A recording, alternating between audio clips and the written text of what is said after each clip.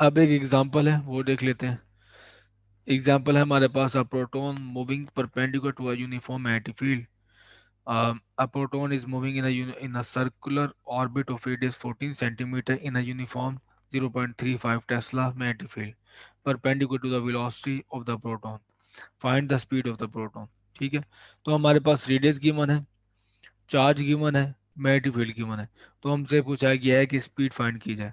तो हम वही रिलेशन यूज करेंगे जो हम यहाँ देख चुके हैं, ये रिलेशन। ठीक है, हम ये इसे स्पीड फाइंड कर सकते हैं कि मैस ऑफ प्रोटॉन हमें पता है वो क्या है, वो कांस्टेंट है। रेडियस दे दिया गया है, चार्ज दे दिया गया, मैग्नेटिक फील्ड दे दी गई है। तो हमने सिर्फ वी फाइंड करना है। तो ये रहा मेरे पास रिलेशन। चार्ज मेरे पास है वो है प्लस ई, रेडियस मेरे पास है वो 0.14 मीटर है, मैग्नेटिक फील्ड भी गिवन है, मैस ऑफ प्रोटॉन भी हमें पता है।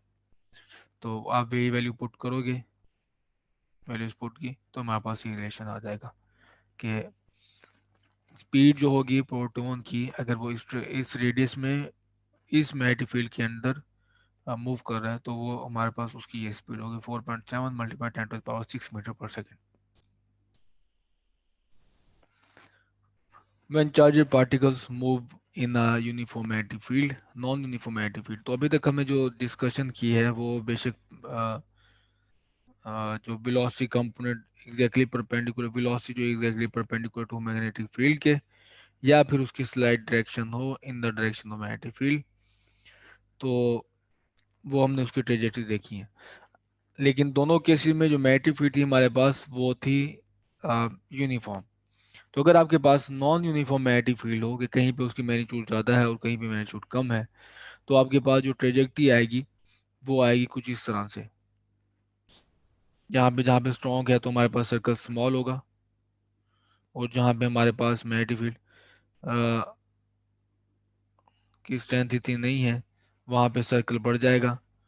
और जहाँ पे हमारे पास अगेन उसकी मैग्नेटिक फील्ड ज़्यादा, स्ट्रेंथ ज़्यादा हो जाती है, तो सर्कल शॉर्ट हो जाएगा। तो आप ये सॉर्ट ऑफ देख सकते हैं कि ये इस तरह की ट्रेजेक्टरी होगी। तो जहाँ पे आपके पास मैग्नेटिक फील्ड की जो मैग्नीट्यूड है वो ज़्यादा है, तो वो सर्कुलर सर्कल छोटा बनाएगी, जो पार्टिकल है वो जो उसकी ट्रेजेक्टरी है। और अगर आपके पास जहाँ पे मैग्नेटिक फील्ड की मैग्नीट्यूड कम है, तो सर्कल आपके पास बड़ा बनेगा। ठीक है, वो सीधी सी बात है कि आपके पास जो मैग्नेटिक फोर्स है वो प्रोवाइड करी है सेंटीपिटल फोर्स। तो सेंटीपिटल फोर्स जब कम होती है हमारे पास, तो पार्टिकल का जो वो रेडियस है सर्कल का, वो ज़्यादा बड़ा बनता है। तो इस तरह हमारे पास, इसी को हम कहते हैं मैग्नेटिक बॉटल। और इसी तरह हमारे पास होती है अर्थ की मैग्नेटिक फील्ड। तो आप मैंने जो भी शो की है मैग्नेटिक फील्ड, तो सॉर्ट ऑफ इसी तरह हमारे पास अर्थ की मैग्नेटिक फील्ड भी होती है, कहीं पे वो उसकी स्ट्रेंथ ज़्यादा है, कहीं पे कम है हमारे पास। तो पार्टिकल जो भी आता है कॉस्मोस से, वो इसमें इस तरह से ट्रैप हो जाता है, और इस तरह से हमारे पास ये बॉटल में वो फ्लो होता रहता है। तो किसी पॉइंट पे जब जहाँ पे अर्थ की मैग्नेटिक फील्ड ज़्यादा होगी वहाँ पे उसकी ट्रेजेक्टरी कुछ इस तरह से होगी, जहाँ पे उसकी स्ट्रेंथ कम होगी, तो उसकी ट्रेजेक्टरी का जो सर्कल होगा वो बड़ा होता चला जाएगा। प्रॉब्लम्स देख लेते हैं। प्रॉब्लम नंबर 13 है, और वो है review problem. An electron moves in a circular path perpendicular to a constant magnetic field of magnitude 1 milli-Tesla. The angular momentum of the electron about the center of the circle is 4 multiplied 10 to the power minus 25 kilogram meter square per second. Determine the radius of the circular path and the speed of the electron. ठीक है। तो इसमें दो तीन चीज़ें हैं जो note करने वाली हैं। एक ये कि हमारे पास जो पार्टिकल है वो मूव कर रहा है कांस्टेंट मैग्नेटिक फील्ड के। ठीक। तो पार्टिकल है हमारे पास ये कांस्टेंट मैग्नेटिक फील्ड में, और मैग्नीट्यूड क्या है उसकी 1 मिली टेस्ला। तो बी की वैल्यू आ गई हमारे पास। और जबकि हम बात कर रहे हैं एंगुलर में इलेक्ट्रॉन की, तो इलेक्ट्रॉन का हमारे पास चार्ज भी है, मैस भी है, और इलेक्ट्रॉन का हमारे पास जो एंगुलर मोमेंटम है वो ये है, कैपिटल एल। ये है एंगुलर मोमेंटम। तो हमें ये कहा गया है कि इसका रेडियस फाइंड करो, उसकी स्पीड फाइंड करो। तो ये जो प्रॉब्लम है ये बाकी प्रॉब्लम से कुछ ज़्यादा इंटरेस्टिंग है, क्योंकि हमारे पास यहाँ पे एंगुलर मोमेंटम की बात की गई है। एंगुलर मोमेंटम का फॉर्मूला होता है ये देखिए, ये मैंने डाटा पे लिख लिया है, ये मेरे पास आ गया चार्ज, ये आ गया मैग्नेटिक फील्ड, और ये रहा हमारे पास एंगुलर मोमेंटम। एंगुलर मोमेंटम का फार्मूला होता है, अगर आप आपका पास पार्टिकल एक मूव कर रहा है सर्कल सर्कल में, तो वो होता है L is equal to R M B. ठीक है, और इसका जो फार्मूला है, अगर आप वेक्टर नोटेशन में देखना चाहें, तो आर क्रॉस वी होता है। ठीक है, और जब पार्टिकल सर्कल में मूव करता है तो आर वी साइन 90 हो जाता है। साइन 90 आपको पता बांध होता है। तो सर्कुलर सर्कल में मूव करते हुए ऑब्जेक्ट का जो एंगुलर मोमेंटम है वो ये है, L is equal to R M V.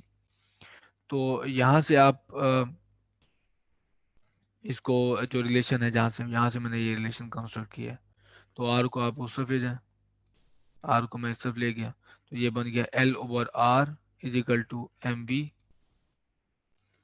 और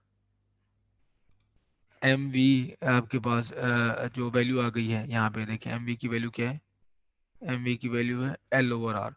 तो इस रिलेशन में, इस रिलेशन को यूज करें, इस रिलेशन को यूज करते हुए एम वी की वैल्यू पुट कर दें, तो एम वी की वैल्यू यहाँ पे पुट की वो है एल ओवर आर। तो L over R is equal to L over R into 1/क्यू बी आर। तो आर यहाँ पे एक डिवाइड हो रहा है, यहाँ जाके मल्टीप्लाई हो जाएगा, तो R square is equal to L over Q B.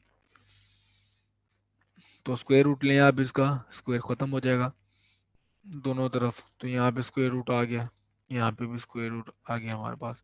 तो R is equal to square root L over E B, हमारे पास यहाँ पे इलेक्ट्रॉन के चार्ज की बात हो रही है। तो ये है मेरे पास रेडियस जो मैंने फाइंड आउट कर लिया। आप इसमें वैल्यू पुट करोगे, एल की वैल्यू गिवन है, कैपिटल एल की, मैग्नेटिक फील्ड की वैल्यू गिवन है, और चार्ज की वैल्यू गिवन है। विदाउट नेगेटिव साइन आप यहाँ पुट करोगे, एल ओवर क्यू बी, और स्क्वायर रूट आपके पास आ जाएगा रेडियस। ये वो रेडियस है जिस रेडियस में ये पार्टिकल, ये जो इलेक्ट्रॉन है, ये मूव करना शुरू करेगा for a given angular momentum, magnetic field and charge.